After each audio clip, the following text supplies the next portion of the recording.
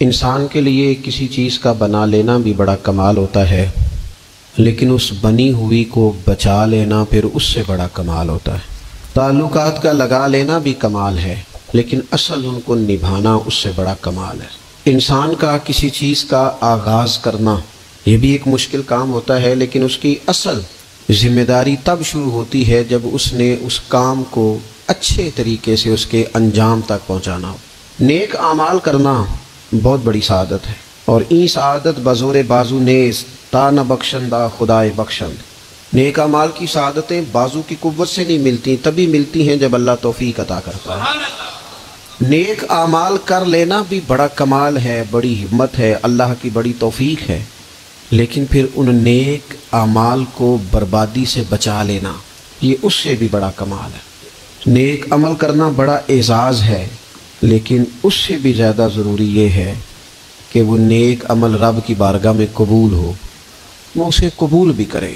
اگر تو وہ قبول کر لے پھر تو بڑی بات ہے، اور اگر وہ قبول نہ کرے معاذ اللہ تو پھر بڑی محنتیں بڑی کوششیں بعض اوقات رائے گاں جاتی ہیں۔ قبولیت شرط ہے۔ کہا کرتے تھے حضرت سعدی کہ جسے پیا چاہے سوئی سواگن، جسے وہ کہہ دینا کہ قبول ہے دراصل اسی کا قبول ہے۔ میرے بھائی، آج جو میں آپ سے گفتگو کرنے لگا ہوں نا، اکثر تقریر ہوتی ہے تربیت کے لیے، ان لوگوں کے لیے جن کو توجہ دلانی ہوتی ہے کہ نیک اعمال کریں۔ آج میں نے تقریر کرنی ہے نیک لوگوں کے ساتھ۔ آج کچھ خطاب نہ ان لوگوں کے ساتھ ہے جو نیکیاں کرتے ہیں، بلکہ اگر ناراض نہ ہوں تو نیک ہونے کا دعویٰ کرتے ہیں۔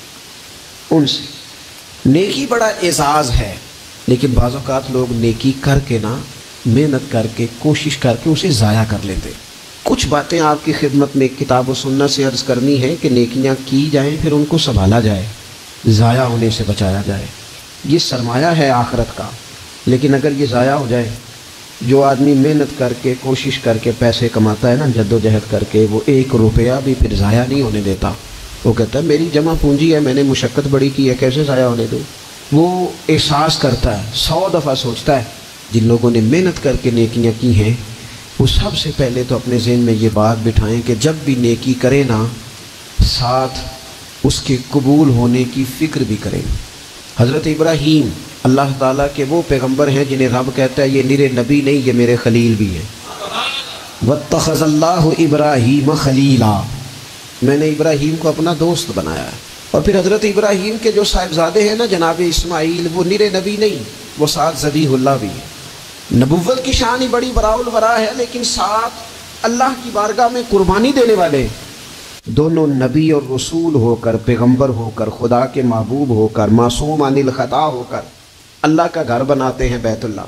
حضرت سیدنا اسماعیل علیہ السلام اینٹیں اٹھا اٹھا کے لاتے ہیں، جناب ابراہیم علیہ السلام ان اینٹوں کو لگاتے ہیں، کعبے کی دیواریں بلند ہو رہی ہیں، پر رب فرماتا ہے نبی ہو کے کام کر رہے ہیں، محبوب ہو کے کام کر رہے ہیں، لیکن بارگاہ چونکہ بہت بڑی ہے، مالک کی شان بہت بڑی ہے، اور چونکہ وہ بے نیاز ہے تے بے پرواہ نال یاری لا کے پیندے نہیں دکھ سہنے، چونکہ وہ بے نیاز ہے، بے پرواہ ہے، نبی، پیغمبر، رسول، محبوب، خلیل، ذبیح ہو کر جب اس کریم کی بارگاہ میں خدمت کر رہے ہیں نا اس کے گھر کی، تو وَإِذْ يَرْفَعُ إِبْرَاهِيمُ الْقَوَاعِدَ مِنَ الْبَيْتِ وَإِسْمَاعِيلُ، رب فرماتا ہے جب ابراہیم اور اسماعیل بیت اللہ کی دیواریں بلند کر رہے تھے نا، کعبہ بنا رہے تھے، تو ساتھ ساتھ پتہ کیا کہتے تھے؟ ربنا تقبل منا، یا اللہ ہم سے قبول بھی فرما لے، مالک یہ ڈیوٹی نہ قبول کر لے، انک انت السمیع العلیم، بے شک تو سننے والا بھی ہے اور جاننے والا بھی، اللہ اسے قبول کر لے، نبی ہو کے، رسول ہو کے، پیغمبر ہو کے، قبولیت کا خیال۔ اور میرے سنگیو، شرط تو یہ ہے نا کہ وہ قبول بھی کرے۔ میرے رسول کریم صلی اللہ تعالیٰ علیہ وسلم نے ہماری تربیت کی، حضور محبوب ہیں، اور اس طرح کے محبوب ہیں کہ وَلَسَوْفَ يُعْطِيكَ رَبُّكَ فَتَرْضَىٰ، رب کہتا ہے محبوب تجھے اتنا دوں گا تو اپنے رب سے راضی ہو جائے گا۔ حضرت عائشہ صدیقہ رضی اللہ تعالیٰ عنہ عرض کرتی ہیں یا رسول اللہ صلی اللہ تعالیٰ علیہ وسلم، میں دیکھتی ہوں آپ کا رب آپ کی بات ماننے میں جلدی فرماتا ہے، آپ کی بات قبول کرنے میں جلدی کرتا ہے، اللہ تعالیٰ آپ کی رضا چاہتا ہے، لیکن نبی پاک صلی اللہ تعالیٰ علیہ وسلم نے ہماری تربیت کے لیے کیا کہا؟ حضور دعا مانگتے، حضور دعا مانگتے، کریم محبوب دعا مانگتے، عمل کرنا پھر بتانا اللہ کا فضل ہے جی اتنی نمازیں پڑھتا ہوں، شکر ہے جی اتنی سخاوت کرتا ہوں، بڑی بات ہے جی فلانی جگہ بھی میرا تعاون حاصل ہے، فلان جگہ بھی میں خدمات پیش کرتا ہوں۔ لیکن میرے دوستو رسول خدا صلی اللہ تعالیٰ علیہ وسلم دعا مانگتے، ابن ماجہ میں موجود ہے، کہتے اللہم انی اسألک، اے اللہ میں تیرا محبوب ہو کے تجھ سے سوال کرتا ہوں، میں تیری بارگاہ کا سوالی ہوں۔ کس بات کا؟ علما نافعا، علم دینا پر نفع والا دینا۔ مالک جب تو علم عطا کرے تو وہ والا دینا جو نفع بخش ہو، جو فائدہ مند ہو۔ محبوب دعا مانگتے ہیں، اللہ نفع والا علم عطا فرما، وعملا متقبلا، اور اے کائنات کے رب میں تیرا محبوب ہو کے تجھ سے سوال کرتا ہوں وہ والا عمل کرنے کی توفیق دینا جسے تو قبول فرما لے، جو تیری بارگاہ میں قبول ہو جائے۔ یہ تعلیم امت کے لیے، کہیں ایسا نہ ہو لوگ عمل کریں اور ان کا عمل اس کی بارگاہ میں قبول نہ ہو۔ اللہم انی اسألک علما نافعا وعملا متقبلا، میں سوال کرتا ہوں تجھ سے کہ علم نفع والا دینا، عمل قبولیت والا دینا، ورزقا طیبا، مالک رزق ضرور عطا فرما پر دینا پاکیزہ، طیب، طاہر، صاف ستھرا۔ اپنی زندگی میں اپنے اعمال کی قبولیت کی فکر کرنا۔ حضرت امیر المومنین فاروق اعظم رضی اللہ تعالیٰ عنہ عید کا دن تھا تو رونے لگ گئے۔ میں بڑا حیران ہوتا ہوں کبھی کبھی کہ دنیا میں تو مشہور یہ ہے کہ عمر جلالی بڑے، کتابوں میں تو یہ لکھا ہے کہ ان کا جلال تھا، زمین پہ درہ مارتے تھے تو وہ زلزلہ ختم ہو جاتا تھا، لیکن کبھی پلٹ کے ان کی زندگی پڑھو تو اتنا رویا بھی کوئی نہیں جتنا حضرت عمر روئے۔ عاشق دا کام بھی تے رونا توڑا، اے بینو رویوں نہیں منظوری، عاشق سدا ہی روندا رہندا ہے پاویں وصل ہوئے پاویں دوری۔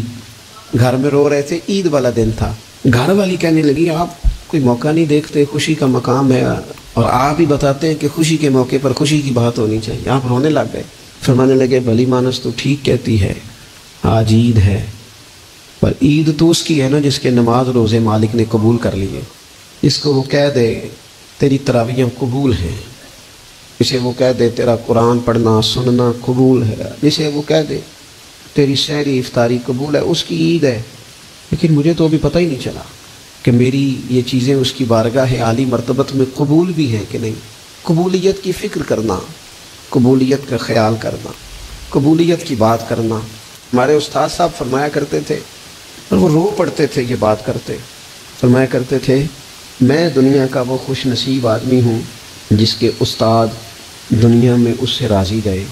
فرماتے تھے میں وہ خوش بخت آدمی ہوں جس کے مرشد دنیا سے جب گئے تو مجھ سے راضی گئے، اور کہنے لگے میں خوش نصیب آدمی ہوں جس کے والد دنیا سے گئے تو دعائیں دیتے گئے، اور میں وہ خوش بخت آدمی ہوں کہ ماں جب جا رہی تھی تو میں اس کے پیروں میں بیٹھا تھا، میں وہ خوش نصیب ہوں۔ فرماتے تھے اماں جب دنیا سے تشریف لے گئی تو مجھ سے راضی تھی، فرماتے ہیں مجھے لگتا ہے، مجھے کرم پر امید ہے کہ رب رسول بھی مجھ سے راضی ہو جائیں گے، مجھے لگتا ہے۔ یہ جو قبولیت ہے نا، قبولیت کہ وہ قبول کر لے، وہ قبول کر لے تو پھر تو بڑی بات ہے، لیکن اگر قبولیت نہیں تو پھر تو بھائی بڑے لوگ ہیں، بڑی باتیں ہیں، بڑے اعمال۔ اپنی زندگی میں کوشش کریں کہ ایسے اعمال کیے جائیں، ایسے کاموں کو کیا جائے جن سے نا وہ قبول کر لے، کچھ چیزیں وہ قبول کر لیتا ہے۔ اچھی نیت میں لپیٹ کر عمل کیا جائے تو قبول ہے، عمل کر کے نا پھر اس سے ڈرا جائے تو پھر قبول ہے، پھر خوف کیا جائے کہ چونکہ بارگاہ بڑی ہے تو پھر قبول ہے۔ حضرت سعدی رحمۃ اللہ نے لکھا ہے کہ ایک درویش کہتا ہے کہ میں نے دیکھا کہ کعبے کا میں طواف کرنے گیا تو رات کے وقت ایک شخص پتھر پہ سر رکھ کے روتا ہے اور کہتا ہے مالک مہربانی کرنا، میں نے 40 سال تیری ڈیوٹی کی ہے، میری کو 2-4 دن کی قبول کر لینا، میں نے 40 سال تیری نوکری کی، قبول فرما لینا، قیامت میں رسوا نہ کرنا۔ وہ شخص کہتے ہیں، بزرگ کہتے ہیں میں سمجھا کو بڑا گناہگار ہے تو میں جا کے اسے تسلی دیتا ہوں، میں کہتا ہوں کوئی نہیں فکر نہ کر، اللہ بڑا کریم ہے، کوئی بڑا گناہگار ہے رو رہا ہے۔ کہتے ہیں جب میں قریب گیا میرے قدموں کی آہٹ اس بزرگ کے کانوں تک گئی اور انہوں نے سر اٹھایا تو میں تو تڑپ گیا، یہ تو بغداد کے پیر غوث اعظم جیلانی ہے۔ اب دیکھو نا، راتی ساری کر زاری نیند اکھاں کی توندے، تے فجرے ہو گئی گناہگار کہاں من سب تو نیویں ہوندے. کہا میں نے 40 سال کی ہے تیری ڈیوٹی، تیرے دین کی نوکری، کو 2-4 دن کی، چل زیادہ نہیں، تو اسے قبول کر لینا تاکہ بات بن جائے. قبولیت کا خوف، قبولیت ہو جائے تو اچھی نیتیں، اچھے ارادوں کے ساتھ نیک اعمال اور کچھ چیزوں سے بچا جائے، کچھ چیزوں سے بچا جائے تاکہ نیکیاں ضائع نہ ہو جائیں، بچا جائے. ایک تو اگر زبان بے قابو ہو نا، لفظ اگر آوارہ ہو، جملے اپنی مرضی کے نکلیں تو پھر نیکیاں ضائع ہو جاتی. اگر بہت بولنے کی عادت ہو اور جو مرضی کہہ دینے کی عادت ہو اور اپنے غصے پر کنٹرول کا مزاج نہ ہو تو پھر نیکیاں برباد ہو جاتی. کچھ لوگ ایسے ہوتے ہیں جو بڑے بہترین کام والے ہوتے ہیں لیکن ان کی زبان سے ڈر آتا ہے، ان کے جملوں سے خوف آتا ہے، ان سے محبت کا رشتہ ہوتا ہے، تعلق ہوتا ہے، لیکن ان کے ساتھ گزارا نہیں ہوتا، اس لیے کہ وہ نیک بھی ہیں، نمازی بھی ہیں، حاجی بھی ہیں، پرہیزگار بھی ہیں، لیکن زبان سے تیر برساتے. ان کے جملے نہیں ہوتے، ان کے نشتر ہوتے ہیں جو دلوں کو گھائل کرتے. ایسا آدمی اپنی نیکیاں ضائع کر بیٹھتا ہے. بڑے بڑے جملے بولنا مسلم شریف میں موجود ہے. نبی اکرم صلی اللہ تعالیٰ علیہ وسلم نے فرمایا، ایک شخص نے قسم اٹھا کے کہا تھا اللہ فلانے کو معاف نہیں کرے گا، تو فرماتے ہیں رب کریم نے فرمایا یہ کون ہے جو میرے اوپر قسمیں اٹھاتا ہے، اسے جا کے کہہ دو. وہ بظاہر جسے گناہ گار سمجھ کے تو نے کہا تھا نا اللہ اسے معاف نہیں کرے گا، جا اسے کہہ دو میں نے اسے معاف کر دیا ہے. اور یہ جو تو حاجی نمازی نیک پرہیزگار بنا پھرتا تھا اور قسمیں اٹھاتا تھا رب فلانے کو معاف نہیں کرے گا، اسے کہو تیرے سارے عمل برباد کر دیے، نئے سرے سے عمل کرنا شروع کر، تیری ساری پچھلی نیکیاں ضائع کر دی. تو کون ہوتا ہے قسمیں اٹھا کے کہنے والا، زبان کو کنٹرول نہ رکھنے والا میرے بندوں کے بارے میں؟ اور ٹھیک ہے آپ داڑھی والے ہیں، ٹھیک ہے آپ پگڑی والے ہیں، ٹھیک ہے آپ مسواک کرتے ہیں، ٹھیک ہے آپ نماز پڑھتے ہیں، لیکن علم پڑھے دا مان نہ کریے مت آکھی میں پڑھیا، او تے جبار کہار کہاوے متے روڑ دیوی دودھ کڑیا. آپ نیک ہیں تو اس کا مطلب ہے آپ کو جس کو مرضی گناہ گاری کا آپ سرٹیفکیٹ جاری کرتے پھریں گے. آپ نمازی ہیں تو آپ باہر نکل کے جنت کی ٹکٹیں بانٹیں گے. آپ سخی ہیں تو آپ کہتے پھریں گے فلانا دیتا کچھ نہیں، فلانا بانٹتا کچھ نہیں. کس نے اختیار دیا؟ اللہ کے بندوں پر جرت کا اختیار کس نے دیا؟ وہ جی فلانا اگر بخشا گیا تو میں بھی بخشا جاؤں گا، یہ بات کرنے کی اجازت کس نے دی؟ فلاں قوم اگر جنت میں چلی گئی تو پھر ہم نہیں روکے جائیں گے. اتنی بڑی جرت، اتنی بڑی بات. تو کون ہوتا ہے رب کی جنت کے بارے میں فیصلے کرنے والا؟ ایک ذات ہے جو کسی کے لیے جنت کا فیصلہ کرتی ہے اور کسی کو دوزخ کی سزا سناتی ہے، وہ مدینے والے رسول کی ذات ہے. باقی کسی کو یہ حق حاصل نہیں ہے کہ وہ کسی کے بارے میں یہ فیصلہ کرے کہ اللہ اسے معاف نہیں کرے گا. تو کون ہوتا ہے؟ تیری حیثیت کیا ہے؟ وہ پیر ہو، وہ مولوی ہو، وہ مفتی ہو، وہ کوئی بھی ہو، رب سب پر کرم فرمانے والا ہے. کسی کو اجازت نہیں کسی کے بارے میں یہ ڈگری جاری کرنے کی، کسی کو اجازت نہیں.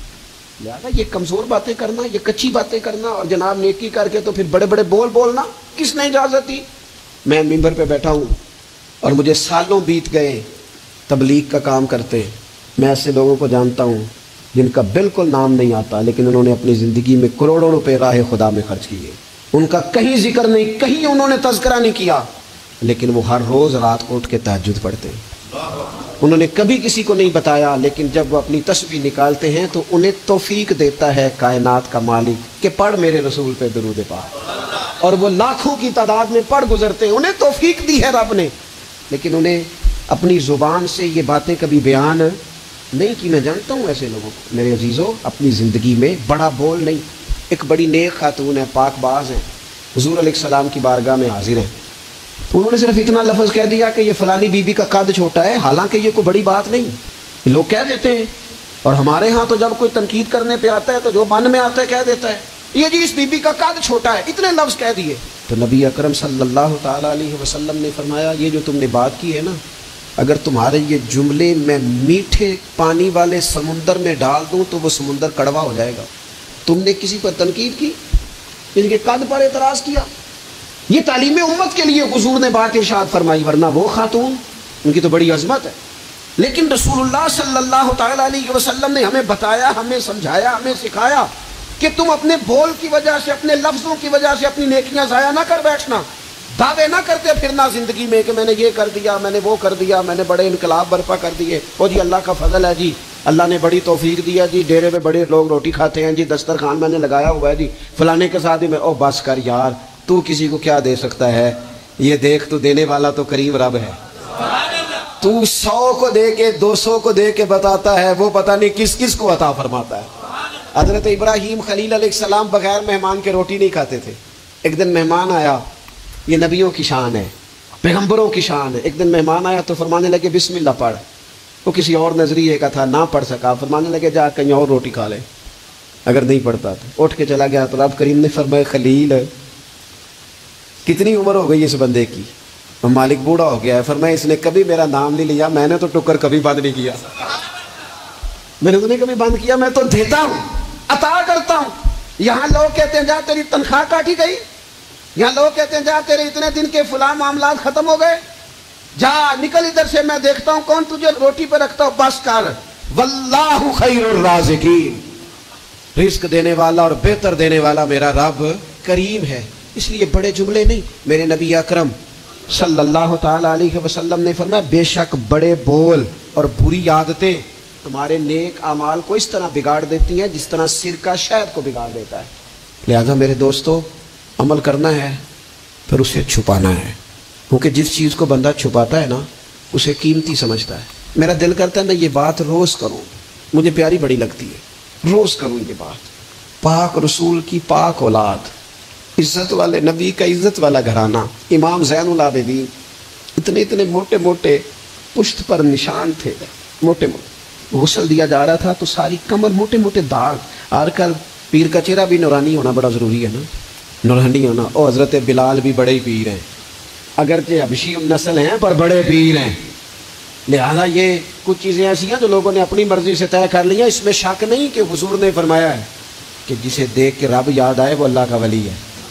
لیکن صرف گورے رنگ دیکھ کے رب یاد نہیں آتا، رنگ سانولا بھی ہو پر رب کے انوار برس رہے ہوں تو رب یاد آ ہی جاتا ہے.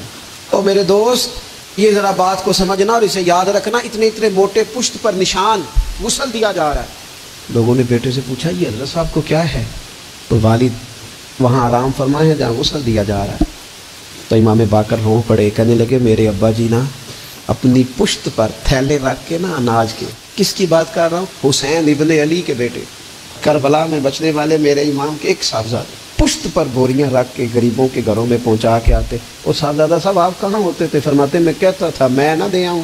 فرماتے تھے نہیں، اگر تو دینے جائے گا اس غریب کا مجھے نام بھی بتانا پڑے گا جس کو میں لنگر دیتا ہوں. یہ میرا میرے رب کا راز ہے. میں اس ماڑے بندے کو رسوا کر دوں جس کی صرف بیٹیاں اسے رسوا کر دوں جو بیچارہ. فرمایا وہ مجھے بتاتے نہیں تھے، بڑھاپے تک پشت پر بوجھ رکھ کے انہوں نے نبی پاک کی امت کے گھروں تک پہنچایا ہے. میرے اسا فرمایا کرتے تھے کسی کی بیٹی کی شادی کرانی ہے پھر خود نہیں شادی پہ جانا. حضور کیوں؟ فرمانے لگے بچی کا باپ تو موسم کے پیچھے ہی بھاگتا رہے گا، خود نہ جانا، بس ٹھیک ہے پیچھے پیچھے رہنا، سامنے نہ آنا، پیچھے. میرے دوست کبھی بھی کوئی بڑا بول نہیں، اس سے نیکیاں. اور پھر ایک اور بات، دل اگر صاف نہ ہو تو بھی مالک نیکیاں قبول نہیں کرتا.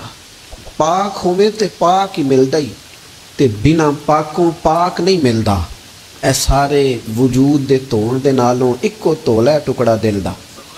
یہ جو پاکیزگی ہے نا دل کی، یہ نہ ہو تب بھی نیک اعمال اس کی بارگاہ میں قبول نہیں ہوتے. نیک اعمال کی قبولیت کے لیے دل کا صاف ہونا، کشادہ ہونا، کھلا ہونا یہ بھی ضروری ہے. دل میں بوجھ ہو، عداوت ہو، حسد ہو، لوگوں کے لیے کینہ بھرا ہوا ہو اور اعمال قبول ہو جائیں نہ. اس کریم کے کچھ فیصلے ہیں، وہ اعمال کی قبولیت کے آداب بتاتا ہے. وہ کہتے ہیں میری مرضی سے کرو گے تو میں قبول کروں گا. حدیث پاک آپ کو صحیح مسلم میں ملے گی. نبی پاک صلی اللہ تعالی علیہ وسلم فرماتے سوموار اور جمعرات والے دن لوگوں کے اعمال اللہ کی بارگاہ میں پیش کیے جاتے ہیں. دو مسلمانوں کے، دو بھائیوں کے اعمال رب کی بارگاہ میں پیش کیے جاتے ہیں. اعمال ہیں، نیک اعمال ہے، نیکی ہے، نماز ہے، روزہ ہے، حج ہے، زکوٰۃ ہے، صدقات ہے. وہ نیک اعمال اللہ کی بارگاہ میں جمعرات اور پیر کو پیش کیے جاتے ہیں. رب کریم فرماتے ٹھہر جو ذرا ان کے اعمال کو روک دو. یا اللہ کیوں؟ فرمائے اس لیے کہ ان کے آپس میں نا دلوں میں نفرت ہے، گھٹن ہے، عداوت ہے. ان کو ذرا مہلت دو، یہ پہلے صلح کر لیں پھر ان کے اعمال بھی قبول کر لیں گے. کہ نہ عداوتیں پالی ہوئی ہیں، اپنے دلوں کے اندر گھٹن پیدا کی ہوئی. اختلاف کہاں نہیں ہوتا، لیکن نفرتیں پیدا کر لینا. کیا جرم کیا بھائی نے؟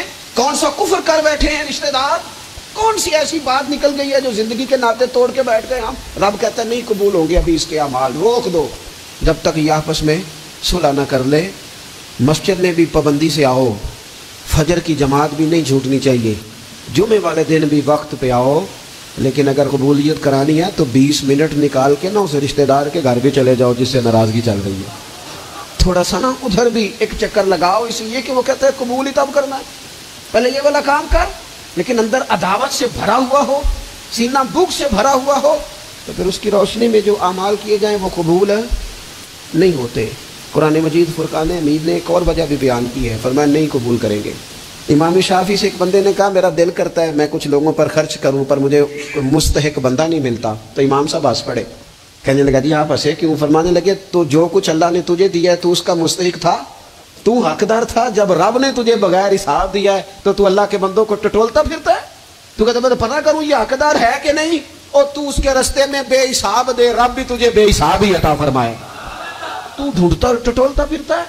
قرآن مجید نے کہا بڑے بڑے صدقے دینے والوں، خیرات کرنے والوں، اللہ کے رستے میں خرچ کرنے والوں، ایک بات کا خیال رکھنا، تم نے دیا بندے کو ہے پر دیا ہے اللہ کی راہ میں، اللہ کی رضا کے لیے۔ یا ایھا الذین آمنوا لا تبطلوا صدقاتکم بالمن والاذی، اے ایمان والو اپنے صدقے ضائع نہ کر لینا، اور یہ قرآن مجید کے لفظ ہیں، کس طرح؟ بالمن والاذی، فرمایا احسان جتلا کر اور تکلیف دے کر، اپنے صدقات ضائع نہ کر لینا، اپنی زکوٰۃ ضائع نہ کر لینا، اپنے فطرانے ضائع نہ کر لینا، بالمن والاذی۔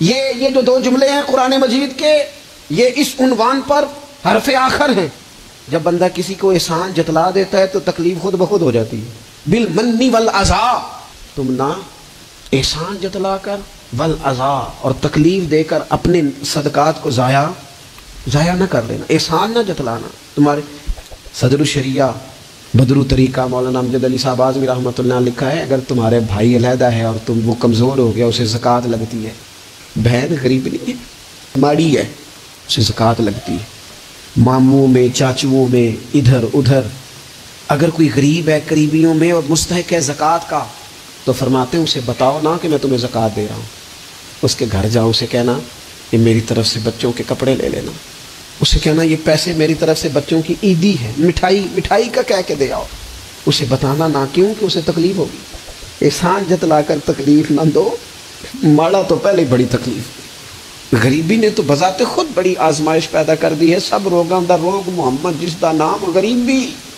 کنڈ بلا کے لنگ جاندے نہیں، رشتے دار قریبی، یہ تو بذات خود ایک آزمائش ہے، مزید تکلیف نہ دو کسی کو، احسان جتلاتے ہو، بتاتے ہو، فوٹو بازی کرتے ہو، دعوے کرتے پھرتے ہو۔ سنیں صحیح مسلم میں حدیث ہے، نبی اکرم صلی اللہ تعالیٰ علیہ وسلم نے اتنا سخت حکم بیان فرمایا، حضور فرمانے لگے اللہ تعالیٰ قیامت کے دن 3 قسم کے لوگ ایسے ہیں، نہ ان سے کلام کرے گا، نہ انہیں پاک فرمائے گا، نہ ان کی طرف نگاہ ہی کرے گا۔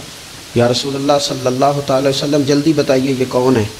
تو حضور فرمانے لگے ایک وہ شخص جو تکبر کے طور پر، دل میں تکبر ہو، تکبر کے طور پر اپنی تہمت کو یا اپنی شلوار کو ٹخنوں سے نیچے لٹکائے کہ پتہ چلے میرے پاس بڑا کپڑا ہے، تکبر کے طور پر۔ دوسرا حضور علیہ الصلوۃ والسلام نے فرمایا جھوٹی قسمیں کھانے والا بندہ۔ اور تیسرا حضور فرماتے ہیں جو احسان جتلاتا ہے نا، نہ رب کریم اس کی طرف نگاہ کرم کرے گا، نہ اسے پاک کرے گا، نہ قیامت کے دن اس سے کبھی کلام فرمائے گا، ایسے لوگوں کی نیکیاں اللہ قبول نہیں فرماتا۔ اور ایک حدیث پاک اور سنیے، صحیح بخاری میں موجود ہے، اللہ کے پیارے رسول صلی اللہ تعالیٰ علیہ وسلم، یہ اگر ناراض نہ ہو تو نوجوان ذرا غور کریں میری بات پر، میں ظاہر ہے معاشرے کا حصہ ہوں، سوسائٹی میں رہتا ہوں، کچھ چیزوں کو میں قریب سے جانتا ہوں۔ پتہ ہے بندہ نیک کون ہوتا ہے؟ جس کی تنہائی نیک ہوتی ہے، جو اکیلے میں نیک ہوتا ہے، تنہائی جس کی پاک صاف ہوتی ہے، اصل میں وہ بندہ نیک ہوتا ہے۔ ہمارے ہاں نا بالخصوص نوجوان نسل سے کہوں گا، تمہارے پاس سہولت آئی ہے موبائل کی، تمہارے پاس سہولت آئی ہے انٹرنیٹ کی، لیکن دیکھنا اس کی وجہ سے کہیں تمہاری تنہائی ناپاک نہ ہو جائے، دیکھنا اس کی وجہ سے کہیں تمہارا وہ اکیلے میں جو تمہارا رب رسول سے رشتہ جڑنا چاہیے تھا، سجدے کا نور ہونا چاہیے تھا، اچھی منصوبہ بندی کرنی چاہیے تھی، وہ میلا کچیلا نہ ہو جائے۔ تنہائی جس بندے کی پاک ہوتی ہے وہ نیک ہوتا ہے۔ محفل میں تو ساری اچھی اچھی باتیں کرتے ہیں، محفل میں تو سارے لوگ ہی نیک ہوتے ہیں، یہ صحیح بخاری میں حدیث ہے، نبی اکرم صلی اللہ تعالیٰ علیہ وسلم نے فرمایا میں اپنی امت کے کچھ ایسے لوگوں کو جانتا ہوں جو قیامت کے دن تہامہ پہاڑ کے برابر نیکیاں لے کے آئیں گے۔ تہامہ پہاڑ تھا ایک بڑا سفید رنگ کا، اس پہاڑ کے برابر وہ نیکیاں لے کے آئیں گے، لیکن فرمایا اللہ تعالیٰ ان کی نیکیوں کو ہوا میں اڑا دے گا۔ حضرت ثوبان رضی اللہ تعالیٰ عنہ نے عرض کی یا رسول اللہ صلی اللہ تعالیٰ علیہ وسلم ہمیں یہ معاملہ کھول کر بیان کر دیں۔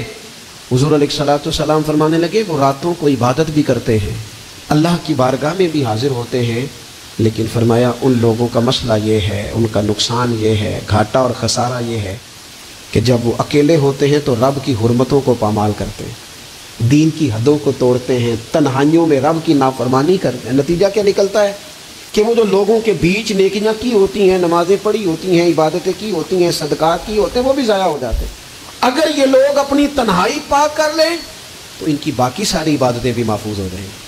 اپنی تنہائی پر توجہ دیں، اپنی بالخصوص نوجوانوں میری آپ سے بڑی درد مندانہ اپیل ہے، اپنی تنہائی میں نا رب کی بارگاہ میں حاضر ہو، اچھے ارادے کرو، اچھی منصوبہ بندی کرو، لمبی دعائیں مانگو۔ اکیلے جب ہو تو پھر نا وضو کر کے رسول پاک کی بارگاہ میں درود و سلام پڑھو، دلوں کو قوت ملے گی، حافظے مضبوط ہوں گے، تمہارے چہروں پر روشنی آئے گی۔ حضور علیہ السلام نے فرمایا شراب جو ہے نا یہ ناپاکی کی جڑ ہے، فرمایا جس نے شراب کو پیا 40 دن تک اللہ اس کی عبادت قبول نہیں فرمائے گا۔ اور حضور علیہ السلام فرماتے ہیں اگر کوئی اس حال میں مرا کہ اس کے پیٹ میں شراب تھی تو وہ جاہلیت کی موت مرا ہے، جس طرح جاہلیت میں لوگ مرتے تھے۔ مجھے بتائیے ایک دفعہ پیے تو 40 دن تک نماز قبول نہیں ہوتی، تو جو عادی ہو خدا را اپنے بچوں کی نگرانی کرے، اپنے دائیں بائیں غور کرے، یہ بہت بڑی مصیبت ہے۔ حضرت مولا علی شیر خدا فرمایا کرتے تھے دریا میں اگر شراب کا قطرہ گرے اور پھر وہ دریا خشک ہو جائے اور پھر نیچے سے گھاس اگائے اور پھر میرا گھوڑا اگر وہ گھاس کھا لے تو میں اس گھوڑے پر سواری بھی نہیں کروں گا، اتنی زیادہ یہ ناپاک ہے، پلید ہے کہ میں اس گھوڑے پر نہیں بیٹھوں گا۔ اس سے احتیاط کی جائے۔ اور پھر میرے نبی اکرم صلی اللہ تعالیٰ علیہ وسلم نے فرمایا 3 طرح کے لوگ ایسے ہیں کہ ان کی نمازیں ان کے کانوں سے اوپر نہیں جاتی، اللہ تعالیٰ کی بارگاہ تک عرش تک پہنچنا تو دور کی بات، کانوں سے اوپر نہیں جاتی۔ 3 قسم کے لوگ ہیں۔ ایک تو حضور فرماتے ہیں بھاگ جانے والا غلام، اس دور میں لوگ غلام خریدتے تھے تو بھاگ گیا، اس کی نماز کانوں سے اوپر تک نہیں جاتی۔ اور ایک حضور فرماتے ہیں ایسی عورت جو اس حال میں رات گزارے کہ اس کا خاوند اس سے ناراض تھا، تو اٹھ کے تہجد پڑھے یا عبادت کرے یا صلاۃ اللیل کرے، اس کی نماز اس کے کانوں سے اوپر نہیں جاتی۔ اور حضور علیہ السلام فرماتے ہیں ایسا امام کہ جو زبردستی امامت کرائے اور لوگ ان کی امامت کو پسند نہ کرے، ایسے شخص کی نماز بھی اس کے کانوں سے اوپر نہیں جاتی۔ اپنے اعمال صالحہ کو سنبھالیں۔ 3 وظیفے آپ کی خدمت میں عرض کر دیں۔ سخت مشکل جب آتی تھی نا تو صحابہ پڑھا کرتے تھے حسبنا اللہ و نعم الوکیل، نعم المولا، پڑھیے گا حسبنا اللہ و نعم المولا و نعم النصیر۔ اس کا معنی بڑا خوبصورت ہے، بالکل سادہ سا مختصر سا معنی کرے نا تو اس کا معنی یہ ہے میرے لیے اللہ ہی کافی ہے، اللہ میرا مددگار ہے، اللہ بہترین مددگار ہے، اللہ بہترین کفایت کرنے والا ہے۔ اس وظیفے کو نہیں چھوڑے اور اس کے معنی سمیت اس کو یاد رکھیں۔ آپ محسوس کریں گے طبیعت طاقتور ہو رہی ہے، روح طاقتور ہو، اس کو بھولنا نہیں۔ اور دوسرا آپ سے عرض کرنا ہے کہ اعلیٰ حضرت چونکہ ہم سلسلہ طریقت میں فاضل بریلوی سے وابستہ ہیں اور باقی جتنے بھی لوگ ہیں سارے ماشاءاللہ انہی سے وابستہ ہیں، اعلیٰ حضرت نا لا حول ولا قوت الا باللہ العلی العظیم پڑھنے کی بڑی فضیلت بیان کرتے ہیں۔ یہ ایسا وظیفہ ہے جو سب کو آتا ہے نا ماشاءاللہ۔ نبی پاک علیہ السلام نے فرمایا یہ اللہ کے عرش کے خزانوں میں سے خزانہ ہے۔ اعلیٰ حضرت فرماتے ہیں 99 دفعہ پڑھو لا حول ولا قوت الا باللہ العلی العظیم، فرمایا اللہ تعالیٰ تمہیں 99 بیماریوں سے شفا دے گا، اور اس میں سب سے چھوٹی بیماری ٹینشن کی بیماری ہے، سب سے چھوٹی بیماری غم کی بیماری ہے، چھوٹی، باقی بڑی بڑی ہوں گی۔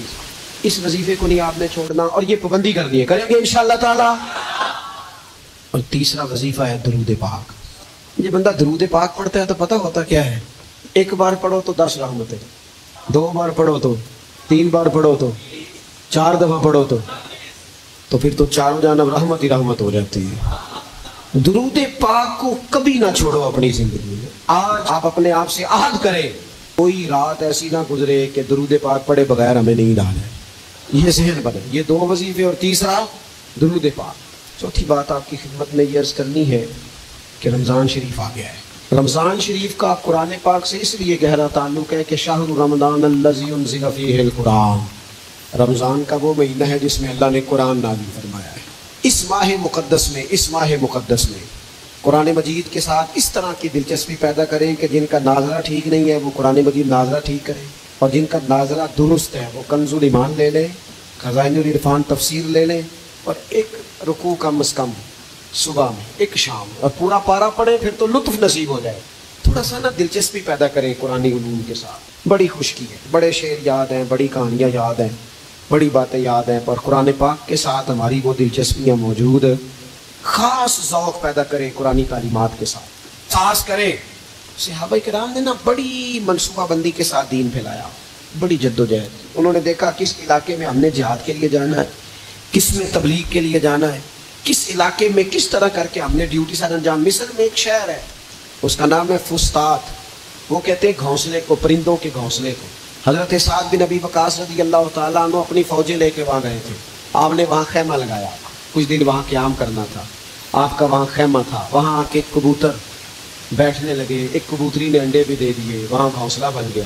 اب آپ جب وہاں سے ہجرت کرنے لگے نا، آگے بڑھنے لگے، تو دل میں خیال آیا کہ خیمے اکھاڑتے ہیں، چلتے ہیں۔ جب وہ خیمے اکھاڑنے لگے تو دیکھا اوپر تو گھونسلہ بنا ہے، اس میں تو کبوتر رہتے ہیں، ان کے بچے بھی ہیں۔ حضرت سعد بن ابی وقاص نے دو فوجیوں کے ذمے لگایا، فرمایا جہاں تم پہرے دار بن کے کھڑے ہو جاؤ، یہ خیمہ اکھاڑا نہیں جائے گا، اس کو یہیں لگا رہنے دیں گے تاکہ یہ کبوتر جو ہیں انہیں تکلیف نہ ہو۔ وہ دو فوجی وہیں رہے، خیمہ لگا رہا، وہاں پانی کا بندوبست کیا جاتا رہا، خوراک کا بندوبست کیا جاتا رہا۔ قریب قریب بستیوں سے جب لوگوں نے دیکھا نا یہاں لوگ موجود ہیں، تو لوگوں نے وہاں آ کے مکان بنانے شروع کر دی۔ وہ ایک پرندے کے گھونسلے کی حفاظت کے لیے کچھ دیر دو سپاہی رکے تھے، اللہ نے وہاں پورا شہر آباد فرما دیا ہے۔ تو آپ ایک گھونسلے کی حفاظت شروع کریں، انشاءاللہ شہر آباد ہو جائیں گے۔ لیکن ہم گھونسلوں کی حفاظت کرنے کو بھی تیار ہیں۔ اب چوتھی بات آپ کی خدمت میں عرض کرنی ہے، ایک ضروری کام بڑی بڑی توجہ کے ساتھ آپ نے سمجھنا ہے، تھوڑا سا اس کے پس منظر کو سمجھ لیں۔ جو آیت کریمہ میں نے تلاوت کی ہے اس کا حصہ بھی اسی میں آئے گا۔ دنیا کا نظام نہ دو طریقوں سے چلتا ہے، ایک ہے نظام اسباب اور ایک ہے نظام غیب۔ ایک نظام اسباب سے چلتا ہے کہ آگ جلاتی ہے، پانی ٹھنڈا کرتا ہے، انسان ماں باپ کے ملاپ سے پیدا ہوتا ہے۔ دنیا نظام اسباب سے چلتی ہے اور اسی ترتیب سے نظام آگے چل رہا ہے۔ اور ایک ہے نظام غیب، تو اللہ اپنی رحمت کا فیصلہ فرمائے۔ تو ایک نظام وہ بھی ہے، وہ کیسے ہے؟ آگ جلاتی ہے، لیکن جب رب چاہے نا تو حضرت ابراہیم کے لیے ٹھنڈی ہو جاتی ہے۔ یہ کیا ہے؟ یہ نظام غیب ہے۔ نظام اسباب یہ ہے کہ ماں باپ کے ملاپ سے اولاد پیدا ہوتی ہے، اور اگر رب چاہے نا تو حضرت عیسیٰ علیہ السلام کو بغیر باپ کے بھی پیدا فرما دیتا ہے۔ ہم جو مسلمان ہیں نا، ہماری ساری کی ساری توجہ نظام اسباب پہ ہو گئی ہے۔ اسباب پورے جمع کرو، لیکن اپنے رب کی بارگاہ کی طرف رجوع بھی کرو۔ کئی دفعہ نا اسباب سارے بندے کے ہاتھ سے چھوٹ جاتے ہیں، پھر اسے ضرورت ہوتی ہے دست غیب کی، اللہ اس کی مدد کرے۔ حضرت زنیرہ رضی اللہ تعالیٰ عنہ، یہ صحابیہ ہیں، یہ مسلمان ہو گئی، کفار نے انہیں مارا، تکلیف دی، بڑی اذیت سے گزری، یہاں تک کہ ان کی بینائی چلی گئی۔ جب نظر آنا بند ہو گیا نا، دور تھا مکے کا، کفار کی عورتوں نے معاذ اللہ تانا دیا، یہ دیکھا نا لات و منات، یہ ان کے بتوں کے نام ہے، معاذ اللہ، لات و منات تیری نظر لے گئے، اب تو کیا کرے گی؟ انہوں نے جب یہ تانا دیا تو جناب زنیرہ رضی اللہ تعالیٰ عنہ نا ایمان، عقیدہ، یقین، توکل، اللہ کی بارگاہ کی طرف رجوع، سارے حوصلے جمع کر کے کہنے لگی چپ کرو، اگر میرا رب چاہے گا تو اسی طرح میری آنکھیں واپس لوٹا دے گا، پورے توکل سے۔ اور پھر آپ نے دعا مانگی، اے اللہ مہربانی فرما، یہ مجھے تانا دیتے ہیں کہ اگر تو نے دل مسلم کی دل جوئی نہیں تو تانا دیں گے بت کے مسلم کا خدا کوئی نہیں، مالک مہربانی فرما۔ وہ رجوع اللہ کیا، رات کو سوئی تھی تو آنکھوں میں روشنی نہیں تھی، جب صبح اٹھی تو دونوں آنکھوں کو اللہ نے روشن فرما دیا تھا۔ میں عرض کر رہا ہوں کہ وقت ہے ہمارے اوپر کہ اب ہمیں اپنے رب کی بارگاہ کی طرف رجوع کرنا چاہیے۔ جب بندہ اللہ کی جانب رجوع کرتا ہے نا، نبی پاک علیہ السلام نے فرمایا جب تم استغفار کرتے ہو نا تو اللہ ہر مشکل سے نکلنے کے لیے تمہیں رستہ عطا فرماتا ہے، اور اللہ تمہیں وہاں سے رزق عطا کرتا ہے جہاں سے تمہارا کبھی گمان بھی نہیں گیا ہوتا۔ کبھی نہ توجہ کریں، جب پوری طرح ٹوٹ جائے نا پھر توجہ کریں رب کی جانب، جب پوری کوشش کریں کام نہ ہو تو پھر بیٹھ جائیں اپنے مالک کی بارگاہ، مالک اسباب جمع کر لیں اب تو مدد فرما۔ جب پوری طرح حضرت ابراہیم علیہ السلام کے پاس مہمان بڑے آیا کرتے تھے، مہمان نواز بھی بڑے تھے، بغیر مہمان کے کھانا ہی نہیں کھاتے تھے، بڑے مہمان نواز۔